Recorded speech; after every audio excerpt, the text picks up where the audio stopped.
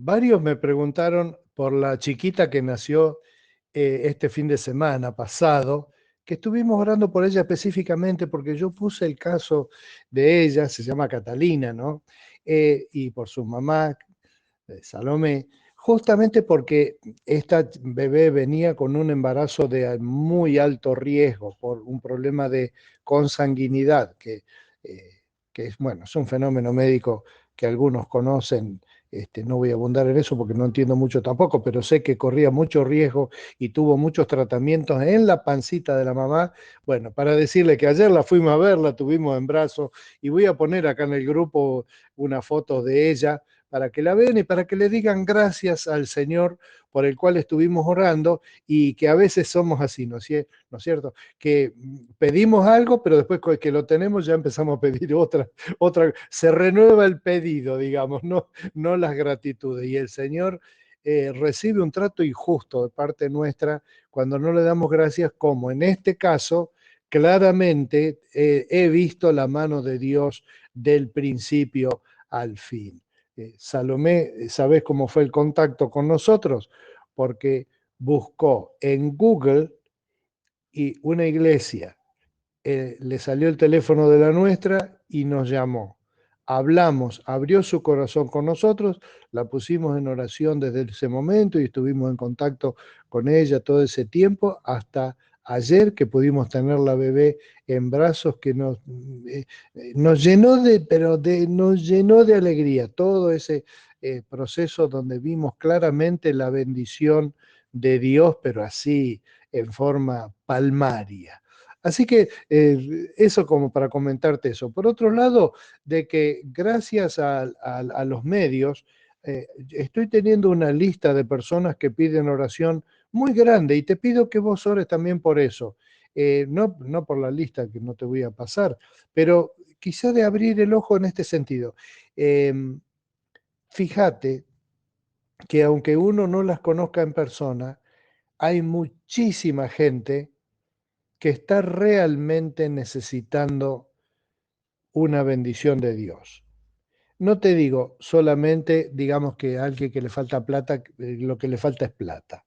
Solución de problemas familiares y ese tipo de cosas, enfermedades, sino que básicamente está necesitando tener una vida, nada más eso. Y hay tanta gente que pide por eso que quizá aún sin conocer, porque nunca vamos a conocer a todos los casos, pero quizá uno puede hacer en su memoria un recorrido y pensar, bueno, esta persona que yo conozco necesita que Dios le dé una vida. Así que podés pedir por esa persona que vos sabrás quién es y pedirle a Dios que esté obrando en su vida. De paso es un mandamiento de que oremos los unos por los otros. Y de paso te agradezco si oras por mí. Si vos orás por mí, podés orar por mí para que yo pueda orar por estas personas y a su vez a estas personas yo las animo a que oren también por mí. Es decir, que haya siempre un ida y vuelta en la oración. Yo oro por vos, vos ora por mí. Así como yo oro por vos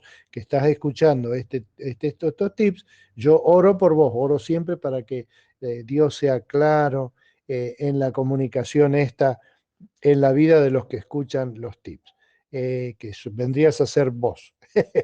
Y te agradezco, siempre te agradezco, porque es como que le da un sentido a mi vida y a mi ministerio, ¿no es cierto? ¿Sí? Una cosa elemental de esto de ser pastor es que no existe un pastor sin ovejas.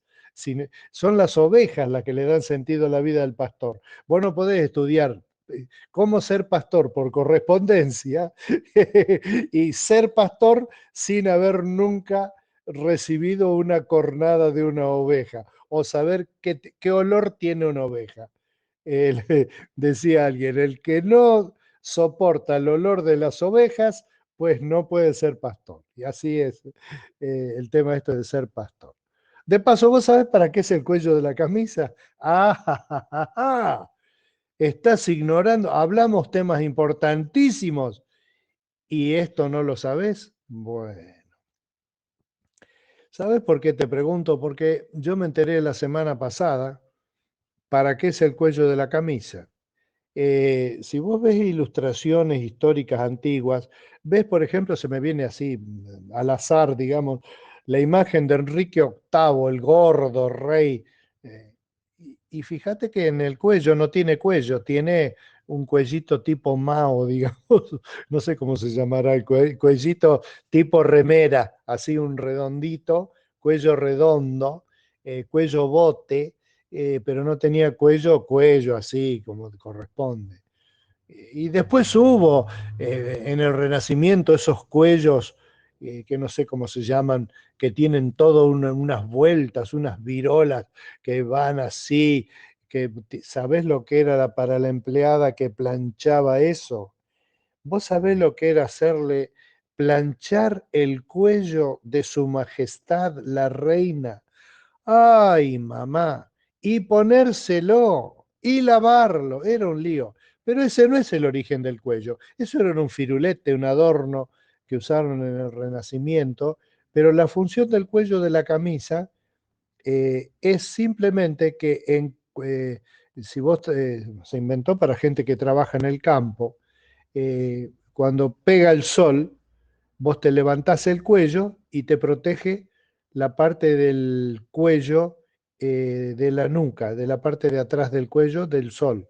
Porque ahí, si uno trabaja en el campo, cosa que a mí nunca me tocó y siempre le estaré agradecido a Dios, porque esas son gente que yo las he visto y dije, yo jamás podría laburar como labura esta gente, y entonces no podría aguantar el sol quemándome el cogote, especialmente esa gente que viene de Europa del Este, y que han hecho grande nuestra nación, entre ellos muchos ucranianos, que vos agarrás un ucraniano, lo ponés a laburar y el tipo labura en el campo, pero el cuello le queda colorado y a muchos de ellos han tenido muchos problemas de salud, estos europeos. Digo en general, justamente porque su cuerpo no está preparado para exponerlo al sol de Argentina, y sin embargo lo hacían con esfuerzo y con alegría y con coraje y con fe. La fe, de eso quiero hablar hoy.